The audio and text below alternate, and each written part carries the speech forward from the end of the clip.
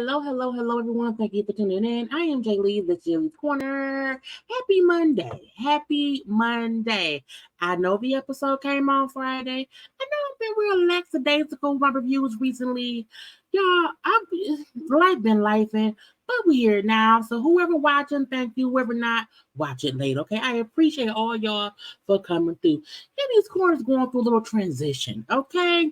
I'm transitioning how I recap and do things. So, just bear with me, for the time being. I'm trying to get some things together, okay? But anyway, as I said, happy Monday is almost Christmas time and Hanukkah time, okay, and Kwanzaa time, and whatever the time, what's coming up for all of us to celebrate, okay? But y'all know first things first, if you have not done so already, take a second, okay? Subscribe to my channel, become a whole JayBird, and dot. You know what I'm saying? Like the video, comment in the comment section. You can follow me on social media at JayLeesCorner on IG, Twitter, and TikTok. Okay? Look, I know I'm usually live, and I haven't been live much often, but y'all just need to pay attention to know I am putting up more premieres and trying to push out more content during the day. Okay, not always being live at night. That's a part of my transition. But y'all don't be looking for stuff. I need y'all to be looking for stuff. I'm going to go onto my channel and find what's there. But let's get into this episode. Now, I know I did not review last week's episode. I was sick and in the hospital, and so we back now. I'm better now, whatever. So we here. Okay, I'm gonna touch on little stuff. But last week's episode, it wasn't even that much. Most of it I can touch on in here. Okay, but let's get to the peoples. Okay. Let's get to the peoples. So look, I will not be on camera because I don't feel like it. Y'all, I'm gonna leave my on-camera antics for when I'm live and for premieres. It's like a podcast, okay? A podcast for life after lockup. This is season 5, episode 15. Let's get to it. Now, Lindsey and Blane is back. I don't know why. But, Lindsey and Blane remind me of Clint and Tracy, except they got clean and Clint and Tracy never did. Maybe they rest in peace. But I don't know Clint gone. I know Tracy gone, so may she rest in peace.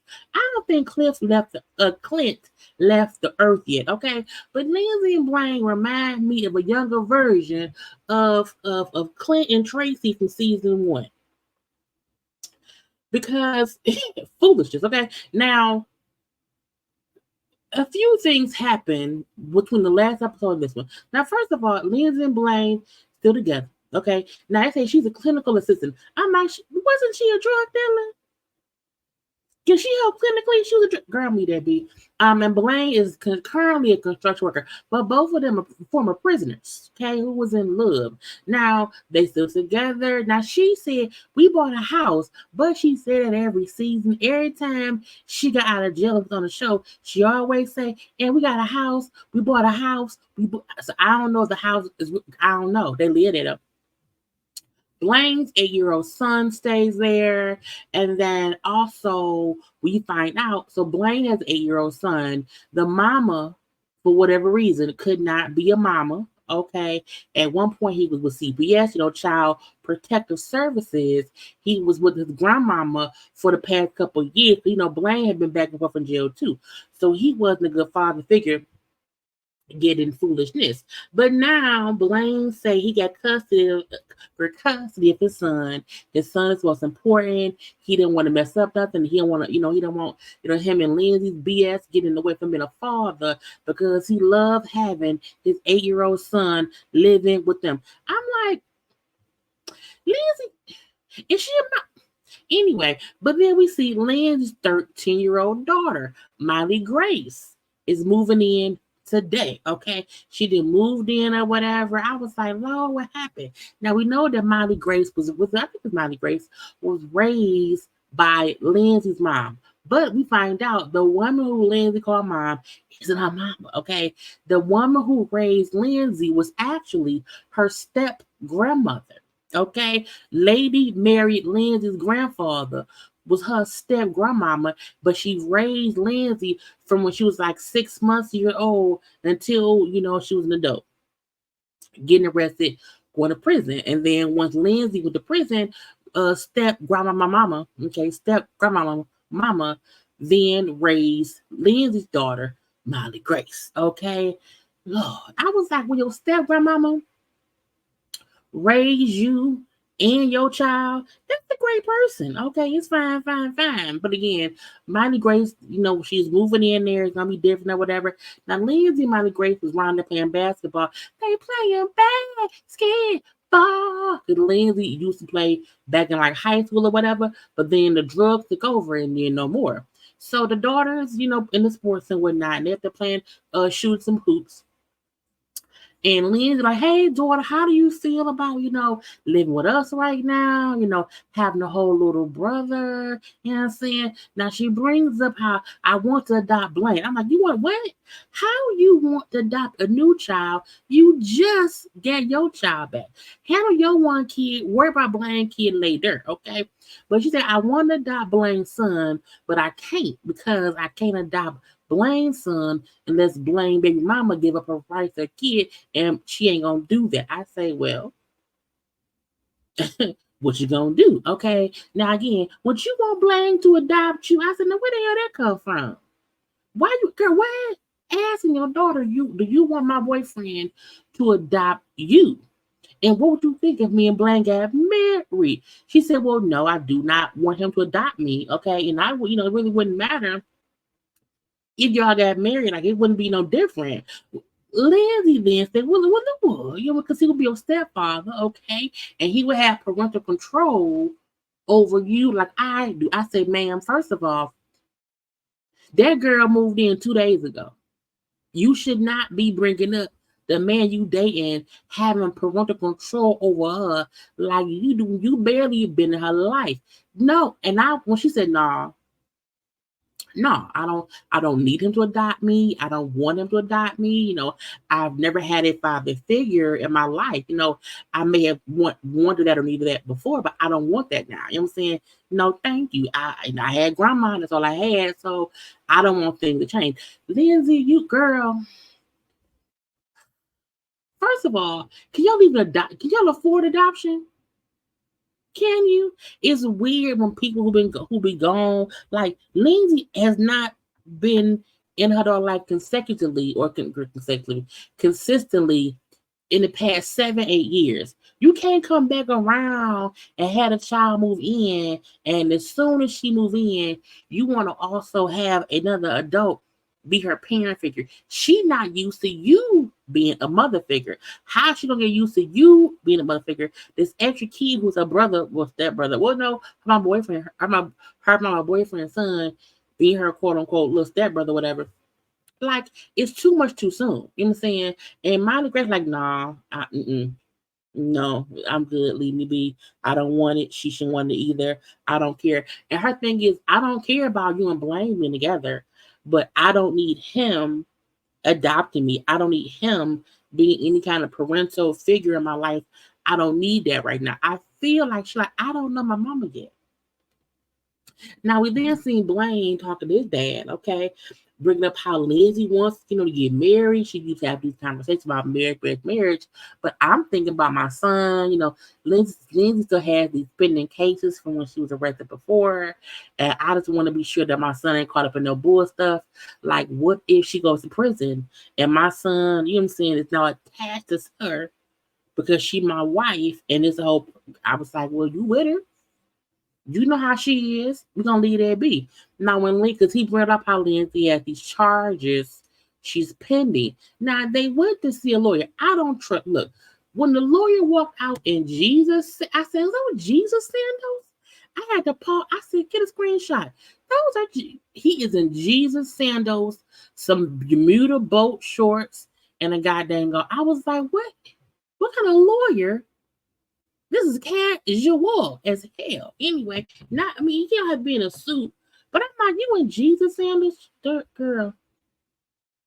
I would have, my lawyer, I just don't want you in Jesus sandals at our meeting. Like, you can't wear no regular, like, you got no loafers.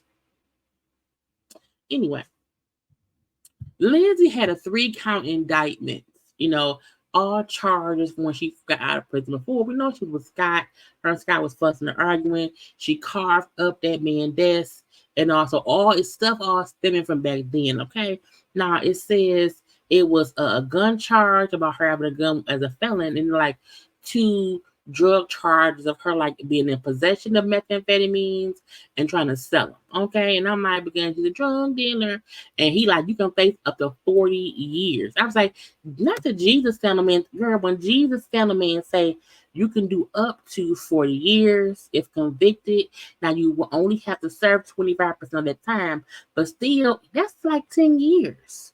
I think, if I'm not mistaken, you know what I'm saying? But I was like, girl, what is going on? And he said, yeah, and the cost for me to be your attorney is $20,000. Now, this is the Jesus Sandalman. That's the same attorney who we seen last season who helped out Blane, because Blane had them charges, and dude got Blane like house arrest. Blane, some kind of way, honey, gathered all his money up and paid stuff off, and now he's off house arrest. I don't know how. But again, this is probably shot over a year ago, but we'll leave it be. So Blane ain't going to prison, but now Lindsey might be. Okay, and of course, the man cost $20K. I need some money. And what did she do? Oh, I'm gonna go ahead and find my friends. You know what I'm saying? And now 2 seasons ago, when Blane needed money for the lawyer, and I think at that point it was maybe 15 grand. Lindsey, I'm gonna call my friend or whatever. And then we're gonna call people who owe me money, and I'm gonna collect money in order to have money. So I was like, not you going through the same thing to get money. You wanna call, girl. She always calls somebody who used to work for her, as she say, who used to sell drugs with her or whatever, and then people who she loaned money to back when she had money. She was a girl up at dope dealing. She would call them like, you owe me $500. I want my monies. Now you're a bail bondsman. Anyway, girl, get over it.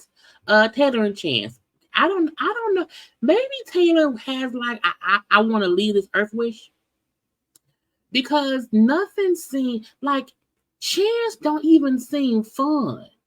You know what I'm saying?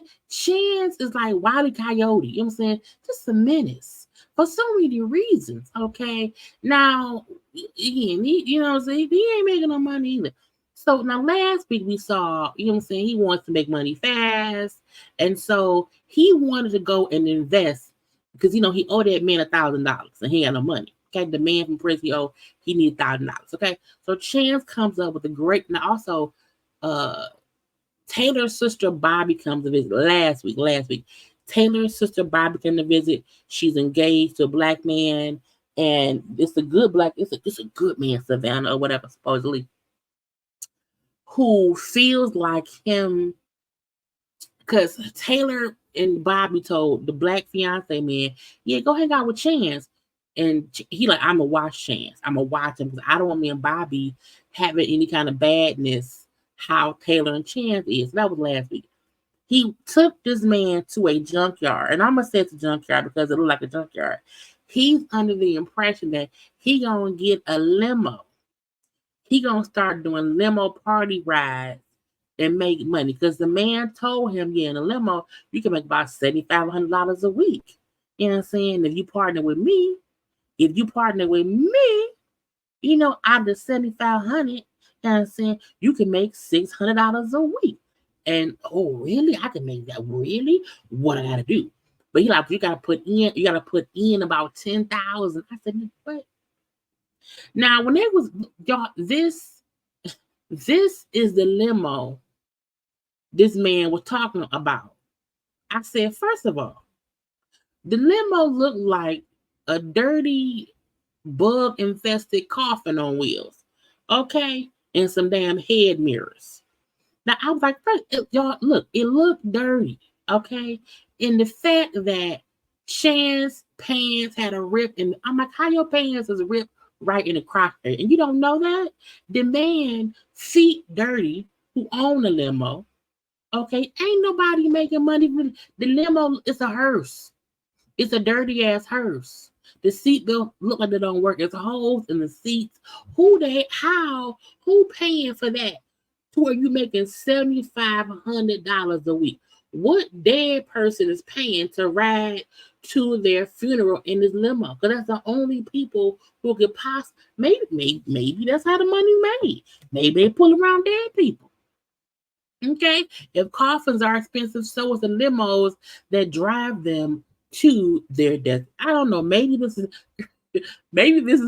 the limo they take to heaven or hell. I don't know. But I was like, what? The man's feet is dirty. The limo carpet is dirty. It look old. Okay, it look decrepit. You gonna get all you gonna get girl. You gonna catch all the diseases in that. Get out of my face, okay?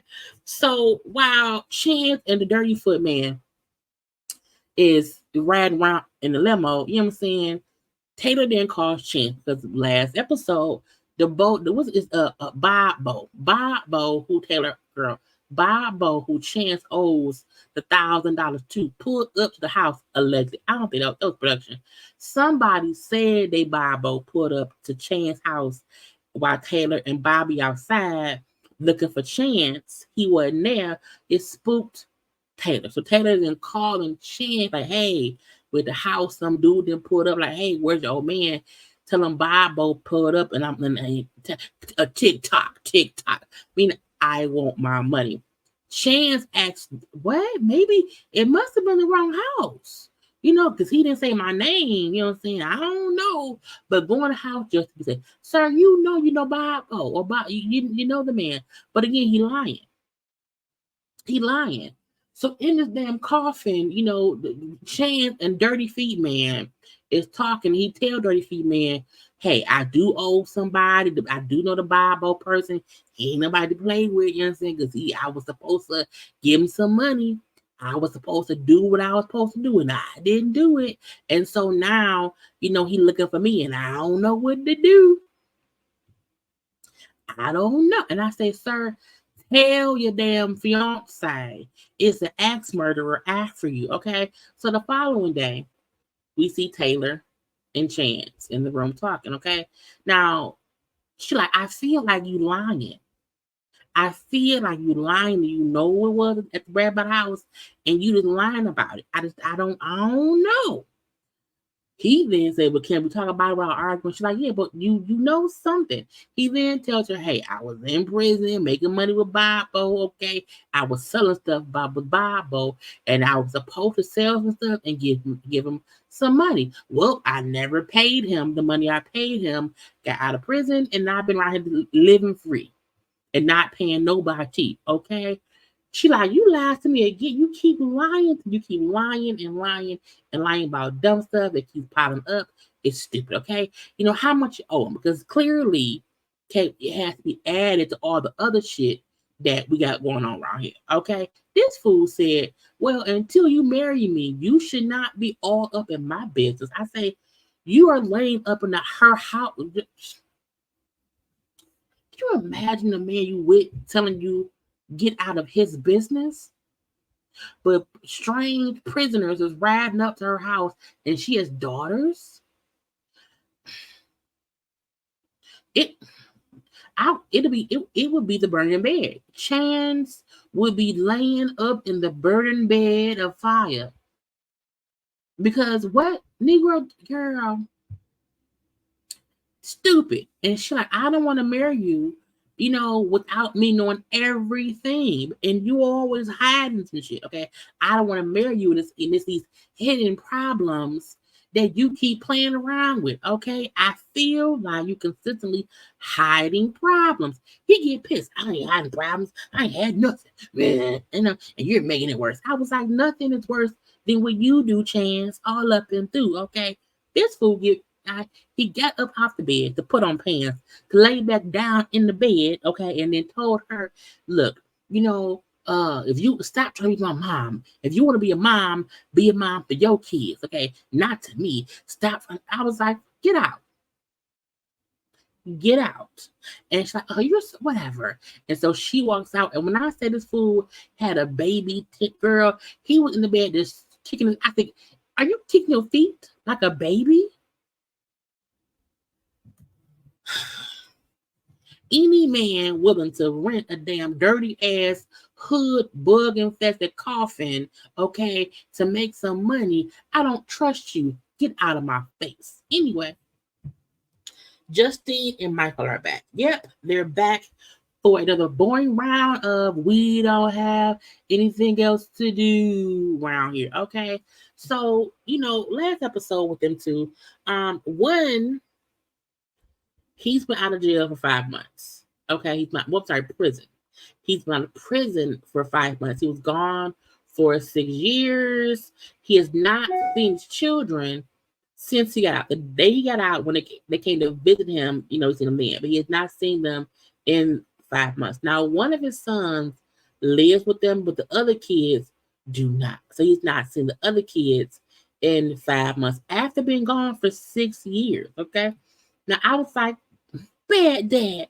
You're a very, very bad dad because you ain't found the time to schedule your kids to come see you because they live in Pennsylvania. The kids live in Rhode Island. That ain't that far.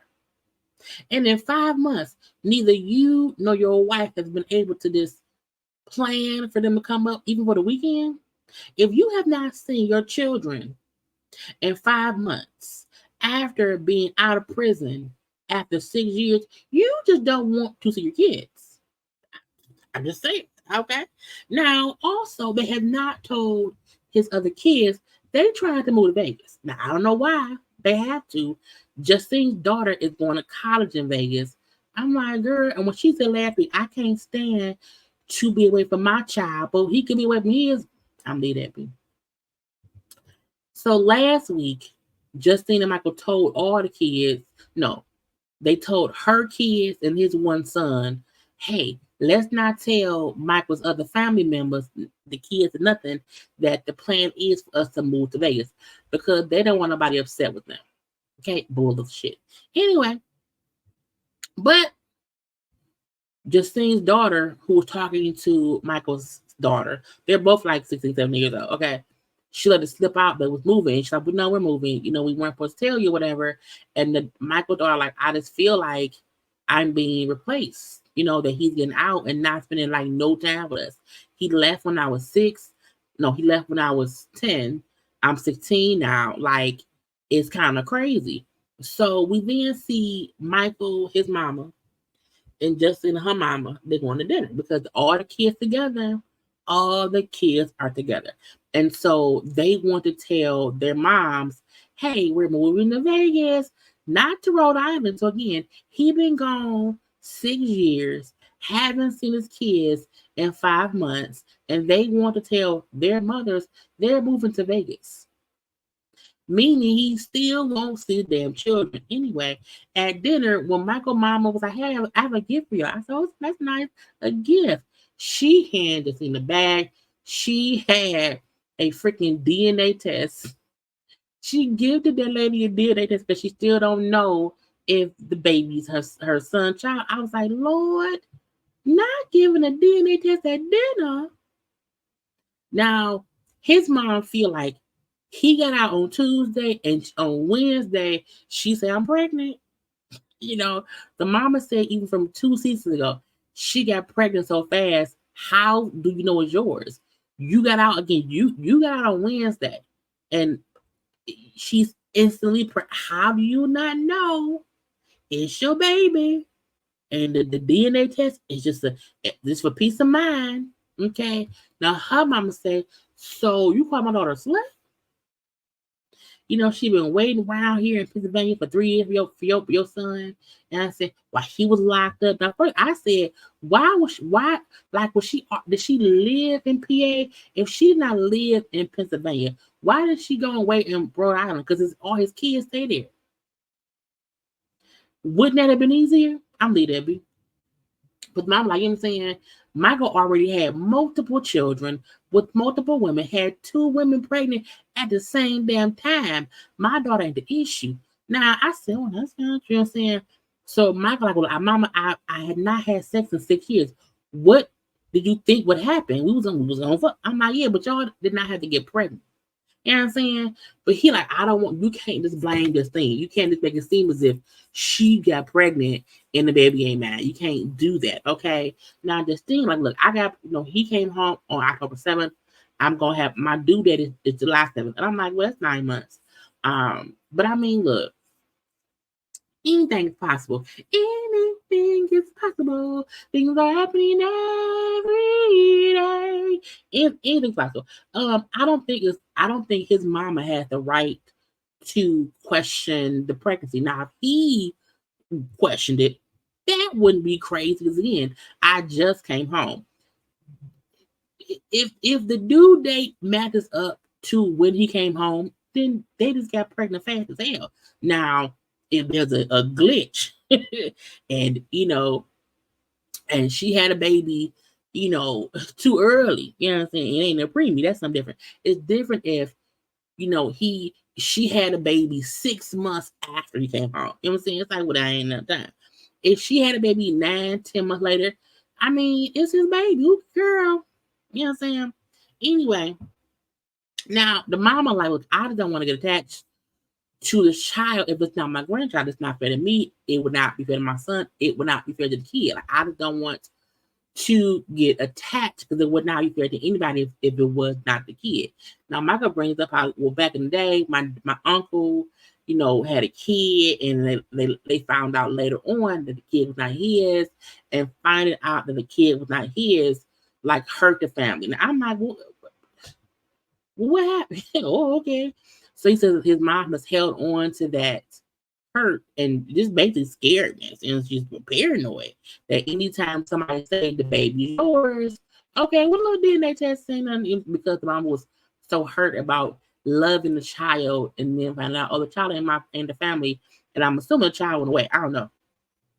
So, it's what it is. But the mama basically has given every kid he had a damn DNA test. So I'm like, that's what she do. That's what you do. Now, when he said, Mom, that's different. If you had like proof or some kind of evidence that you at least seen her with somebody else while I was gone, okay, then I would say, okay, whatever. But now you just been disrespectful because you have no proof. You're just accusing her, and that ain't right, okay? The mom said, I know. Okay, but I'm gonna test that baby regardless. I said, girl, and she is. The mama gonna test that damn baby. That's on her. Let's get to Aries and Cameron. Cha,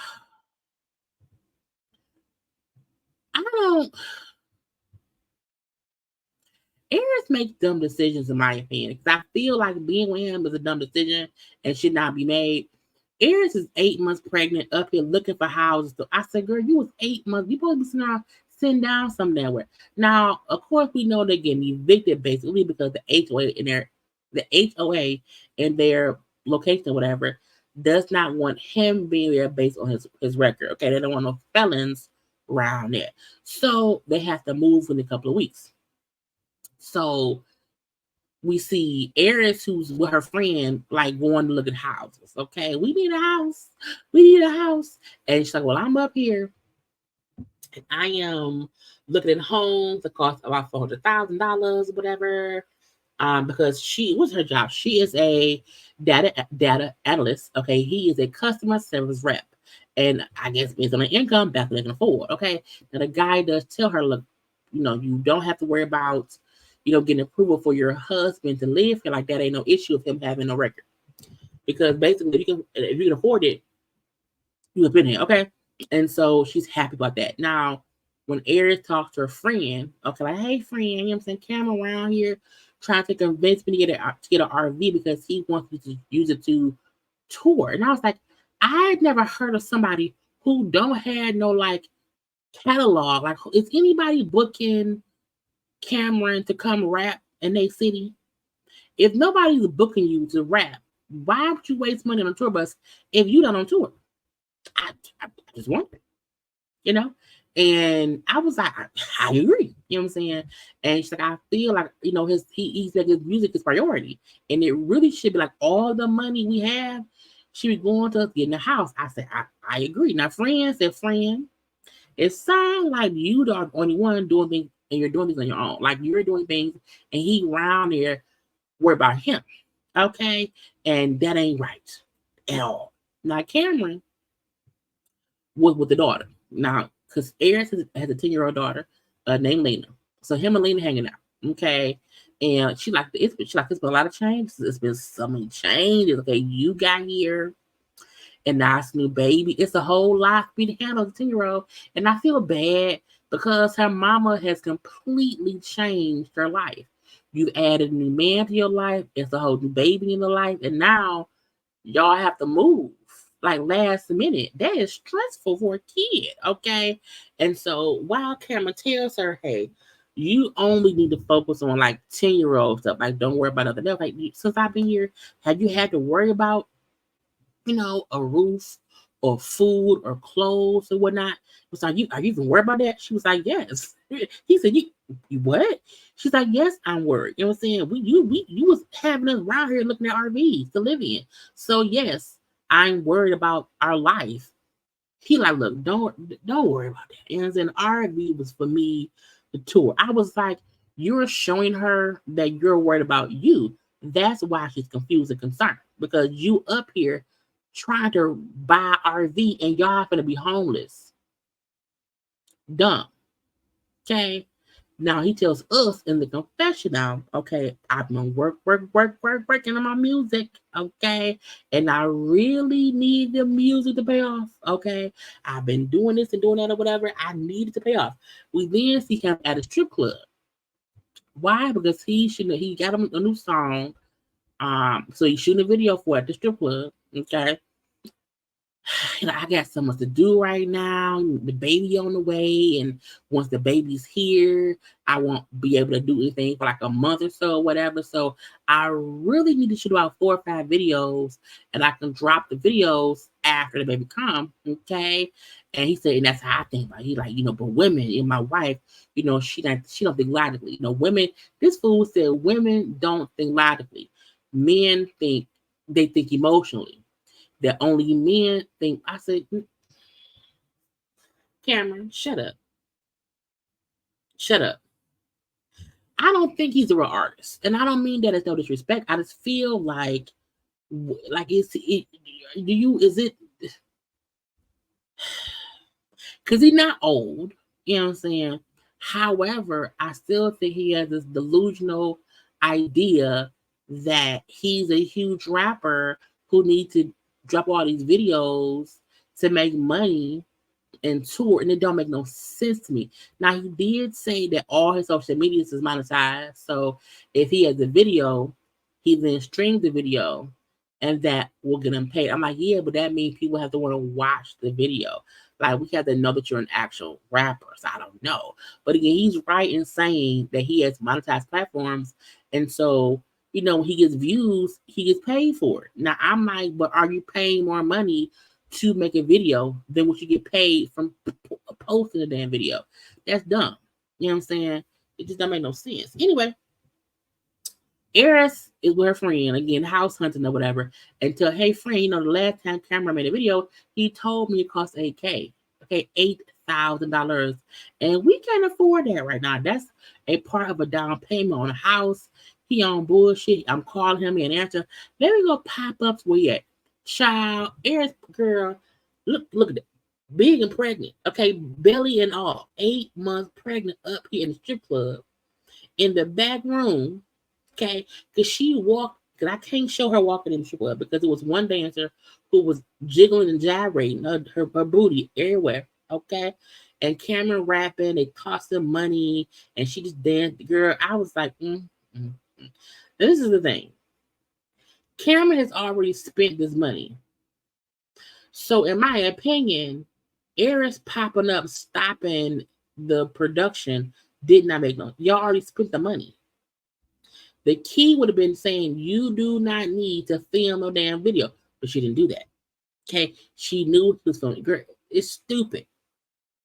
Now, she showed up. She pissed. Okay?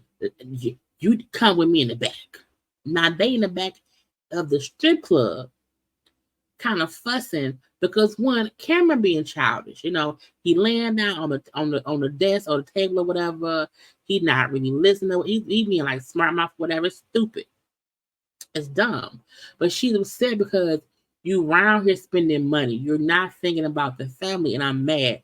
And I fully 100% understand why she's pissed.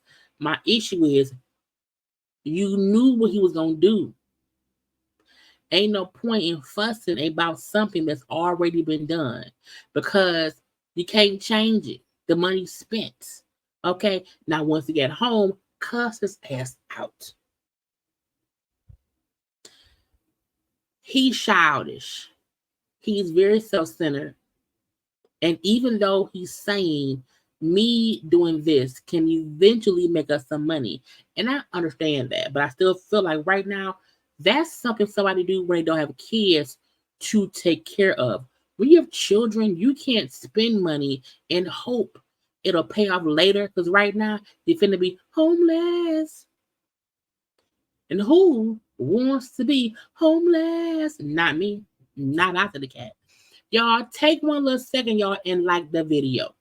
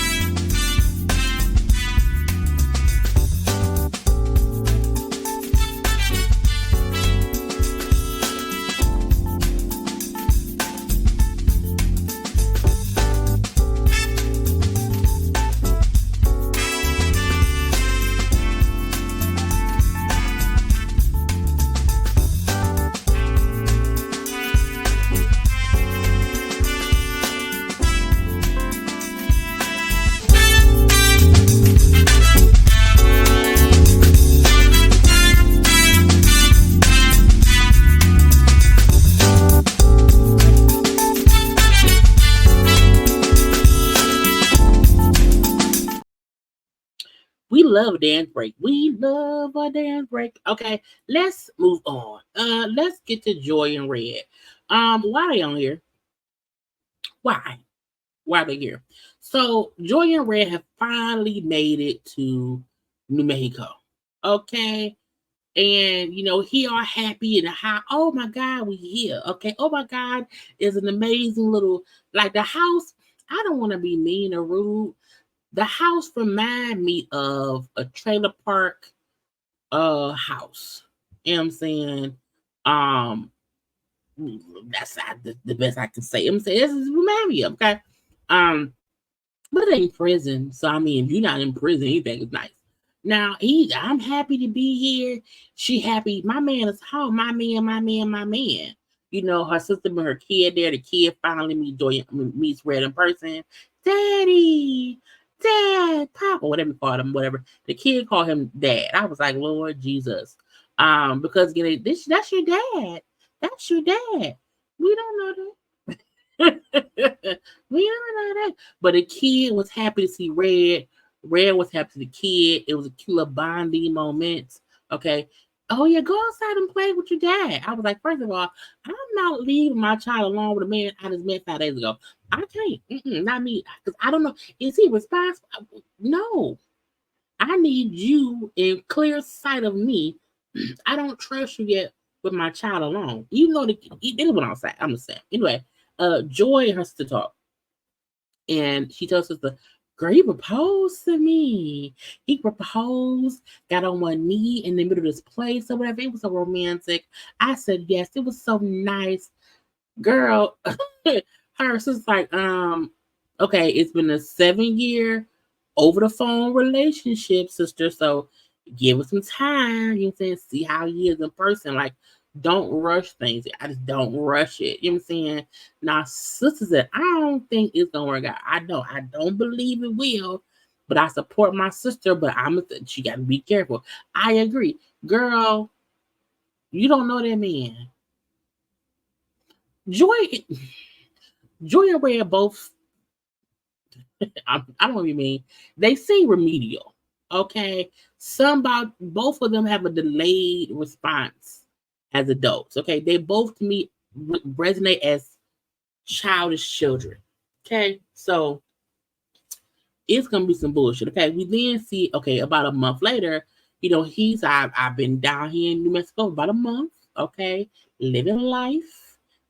I've been applying jobs. It hasn't been easy. I have not got hired yet, but I've been applying. So I've been here watching the son, but I'm playing babysitter while Joy's at work. Okay, we see him and the son around playing. They playing like hide and seek. So the son hiding, and he's supposed to be seeking him, but he's not. Okay, now as he's supposed to be seeking the son, his sister called. Hey brother, hey sister.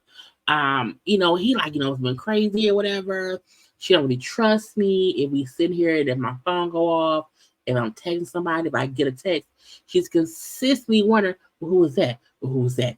Because you cheater, vampire eater. You know what I'm saying? So he said, I just feel like she don't trust me, whatever. It's kind of crazy. I was thinking about coming back to visit. Okay. So he wants to go visit his family, but feel like Joy might be upset because again, she thinks she can't trust him or whatever. One sister said, yeah, come back and visit. Matter of fact, a few chicks been hitting me up, okay, because they heard you out. So come on back and visit. I was like, see, that's why I don't trust him. Even his sister's like, hey, it's some cool cheer for you. Do you want it? He should not. Okay. They're gonna be a train wreck. Us, KRock and Brittany. Now, while we did not last episode, they jumped out that plane. He proposed. She said yes. That was really it. So they're engaged. He talking this episode. I want to marry her. I love her. Me and Brittany. We want to have a black-ish. I said black-ish. What's the black-ish wedding? Is she Spanish? Is it black and then Spanish? So it's the black and ish. I don't know.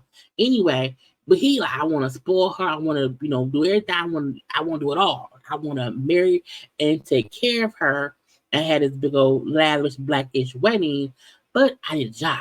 I need to work some damn way, okay?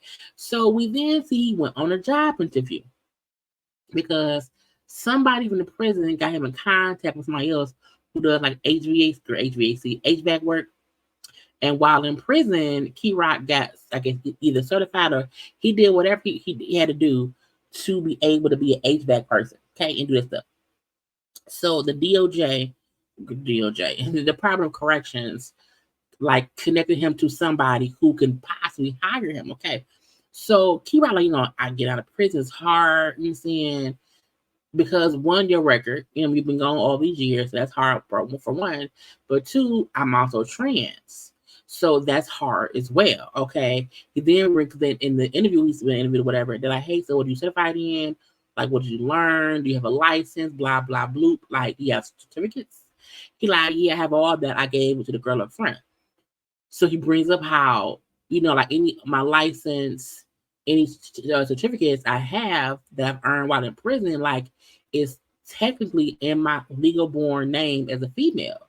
So they never show us what KRock's born name was, so we don't know. But all of his identification stuff is under the female name. Nothing is under KRock. Okay. But he identifies as KRock, but his certificates, his license is all under the female his female name. So when they asked to see the ID, and so he got, I'm a little nervous, okay, but it went fine. Like they didn't care. They had no issue. They had no issue with him being trans, and no issue with him being a felon. And they're like, we're gonna hire that. We're gonna hire you. You know what I'm saying? The guy said, like, I want to help you, and I want to help transition you, from prison life to the real life. Now I feel like a lot of programs connect jobs with inmates so that way they have less of trouble finding something to do. And the lady and the guy was like, yeah, we want to hire you, and so it's a good thing or whatever. We want to just help you, you know what I'm saying? And so he got the job. He was happy. We later on see KRock at the gym working out or whatever, talking to friends. He brings up how his brother's back on drugs. His brother's been like MIA for 2 days because they think he was out here getting high or whatever. While he was in prison, he did not know the brother was on drugs. Okay. And how right now, like, I don't know what's going on with him because again, he ain't answering whatever. It's been 2 days. So I'm kind of concerned. Okay. He said, I was gone for 7 years. And when he said, I've been gone for 7 years and I feel a bit of responsibility because he wasn't doing drugs. He was not doing drugs before I went to prison. Now, KRock is 25. This is his older brother. He said the brother's around 30. And I was like, how do you feel responsible? Because if he is your older brother, you can't stop that man from doing drugs. Okay. And then again, KRock did 7 years. So he went to jail. He was 18. The brother was probably 23. He was still like legally grown when you let. I feel like you really have nothing to do with him and his getting high status. That's just my opinion, you know what I'm saying? But he goes to talk to his mom, and the mom, like, I ain't talking to me, but I'm kind of worried or whatever. But the mom, like, I don't think he back drinking, but I don't know. And KRock, like, nah, mom, he back on that stuff. I think he back getting high. And so the mom, like, I feel like I failed him. You know what I'm saying? I'm so terrified as a mom about what could happen. Like you don't even get how hard it is. You know, you sit and worry about like getting a phone call that your child is dead. That's how I worry a lot. And I did like the KRock said, like, Mama, you know, nothing you did, nothing that your kids did is your fault. You have not failed us at all. Like, it's not your fault. It ain't you, whatever. He then said, but why didn't you tell me when I was locked up that he was on drugs? And she said, well, I felt like you was in there so long. I felt like you would just find out. Because you're in prison, some kind of way, child, people find out things. So she's like, I felt like with you being there, like you would have found out on your own. And so I did not want to burden you, whatever. And I just dealt with it on my own. You know what I'm saying? And I just did not want you worried about it. And when you didn't know it, I just didn't tell you. You know, he said, but he being high for like 5 years. I was like, well, damn. That means if KRock was gone for 7 years, that means 2 years after KRock was on was when he at least started to get high. So they both agreed they had to have a conversation with said brother. Now we seen the brother on, I believe, the Love During Lockup part. They showed this one brother again, but again, girl, drugs was hard to deal with. Now while they did not have Melissa and Louie or Chevelle and Quillan on this episode, they were on the last episode. And then, well, for my girl, for what's the dude's names? Melissa and Louie, child, she forgave that man. She was kissing that man on the bleachers because, oh, we're back in high school. I'm kissing Louie on the bleachers. Well, we should go make out and do it in the. When she said we should go, like, we have like a quickie, like go have sex in the dugout because she used to fantasize. Again, these are her high school fantasies. She used to fantasize about, you know, making out with him, having sex with him on the baseball field because that's what he would do, I guess, with the girls. And after they went to her family's barbecue, and the dad was like, "Look, don't fuck up my daughter. I'm gonna break your legs, okay?" And in my opinion, Melissa's family's feelings about Louis is based on Melissa making him seem like a deadbeat. Really. And I'm like, he's fresh out of prison. What did you think would happen? But again, she forgave him, whatever, so they're back together. Then Will Chevelle and Quayline, you know, they mom was about to fight. His mom like, look, your mama can't say she don't want to pay for shit and then still want to be front and center. So I told her ass, you can't be round her up front and you ain't paying.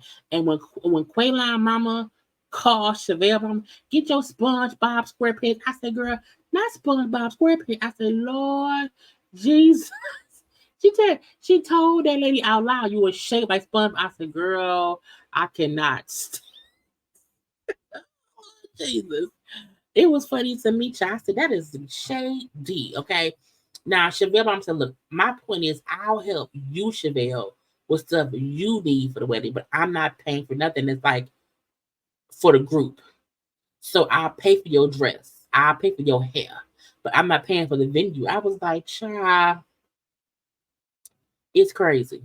Okay. So that's all that really happened with them. It wasn't much else besides that.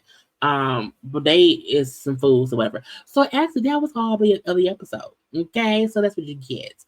Now, I hope y'all have already liked, comment, shared, and subscribed to my channel. Follow me on social media at JayLeesCorner on IG, Twitter, and TikTok. I gotta go. I'll have more I'm gonna probably have Love and Marriage Huntsville episodes today as well. I may have a gossip chat up later. So just come on, watch, okay? Everything will be up at different times. So come back and look for stuff, y'all. Okay. I'm gonna be sharing it to Twitter and sharing it to IG. But come on around here. Okay, I gotta go. I love you all. Bye.